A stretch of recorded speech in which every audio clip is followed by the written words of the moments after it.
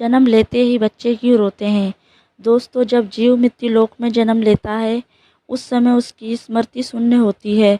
वह ना तो किसी चीज़ को जानता है और ना ही किसी को पहचानता है। बच्चा माँ के गर्भ से निकलकर जैसे ही बाहर आता है, तुरंत ही रोना शुरू कर देता है।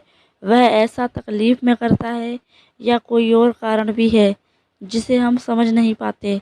हिंदू धर्मशास्त्रों के अनुसार वैसे तो इसके पीछे एक पौराणिक कथा की मान्यता है, जिसका विवरण विष्णु पुराण में मिलता है। इस्लाम में भी बच्चे रोने के अपने अलग कारण बताए गए हैं। जब जीव मृत्यु लोक में जन्म लेता है, उस समय उसकी स्मृति शून्य होती है। वह ना तो किसी चीज़ को जानता है और ना ही किसी को पहचानता है। बच्चा माँ के गर्भ से निकलकर जैसे ही बाहर आता है, तुरंत ही रोना शुरू कर देता है। वह ऐसा तकलीफ में करता है या कोई और कारण भी है, जिसे हम समझ नहीं पाते। क्या आपने भी कभी सोचा है कि आखिर बच्चा जन्म लेने के तुरंत बाद रोता क्यों है? इसके पीछे का सटीक कारण क्या है? हिंदू धर्मशास्त्रों के अनुसार वैसे तो इसके पीछे एक पौराणिक कथा की मान्यता है, जिसका विवरण विष्णु पुराण में मिलता है। इस्लाम में भी बच्चे रोने के अपने अलग कारण बताए गए हैं, लेकिन सच्चाई क्या है? यह एक ऐसा सवाल है जिसका सही उत्तर हम सब जानना चाहते हैं। शिशु के जन्म लेते ही रोने के कारण को विज्ञान एक सहज और आवश्यकता प्रक्रिया मानता है। तो दोस्तों, इसलिए इस ब्लॉग में सबसे पहले हम बच्चे के रोने को लेकर वैज्ञानिक दृष्टिकोण समझते हैं।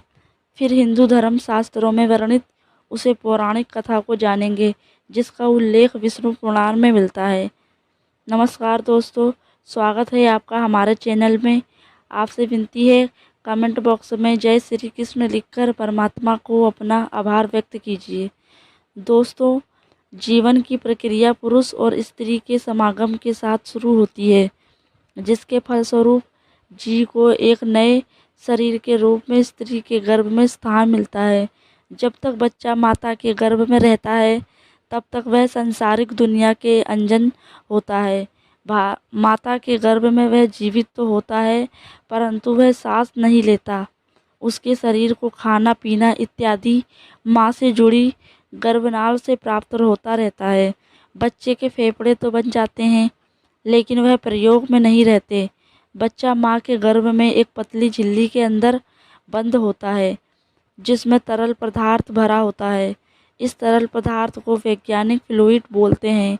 यही तरल पदार्थ बच्चे के मुंह, श्वास नली और फेफड़े तक में पहुंच जाता है।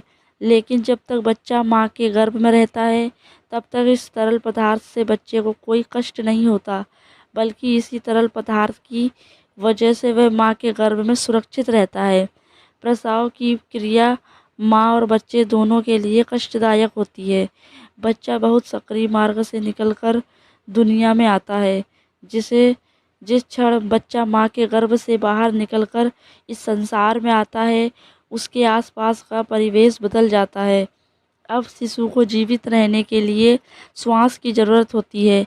शिशु के फेफड़े प्रथम बार काम करना शुरू करते हैं, लेकिन फेफड़े में वही तरल पदार्थ पहले से ही भरा होता है, जिसे बाहर निकलना बच्चे के स्वास्थ्य के लिए बहुत ज़रूरी होता है। इसीलिए डॉक्टर बच्चे की डिलीवरी होते ही गर्भनाल को काट देते हैं और बच्चे को उल्टा करके उसके मुंह से इसी तरल पदार्थ को बाहर निकालते हैं। ऐसी आसान स्थिति में बच्चा प्रथम बार रोता है। रोने की प्रक्रिया के दौरान बच्चा एक गहरी सांस लेता है, जिससे फेफड़े के अंदर प्रवेश करती है और फेफड़े में भरा तरल पदार्थ बाहर निकल जाता है।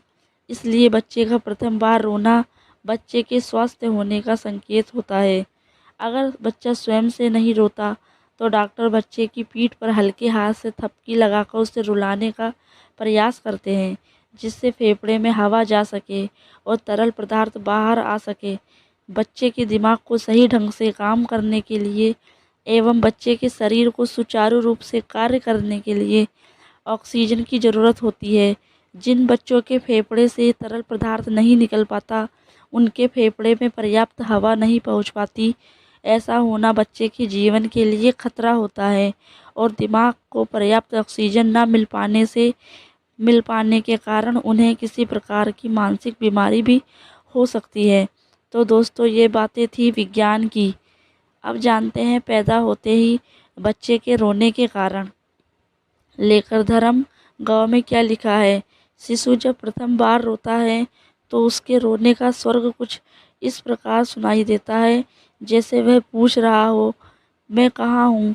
विष्णु पुराण के मुताबिक जब ब्रह्मा जी सृष्टि की रचना कर रहे थे तो उन्होंने स्वयं जैसा पुत्र पैदा करने का विचार किया, तो उनकी माया से गोद में एक मायावी बालक प्रकट हुआ।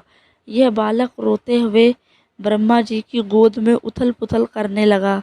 जब ब्रह्मा जी ने उसे बालक से उसकी वजह पूछी तो उसे बालक ने प्रश्न किया, मैं कौन हूँ, मैं कहाँ हूँ, मेरा क्या नाम है।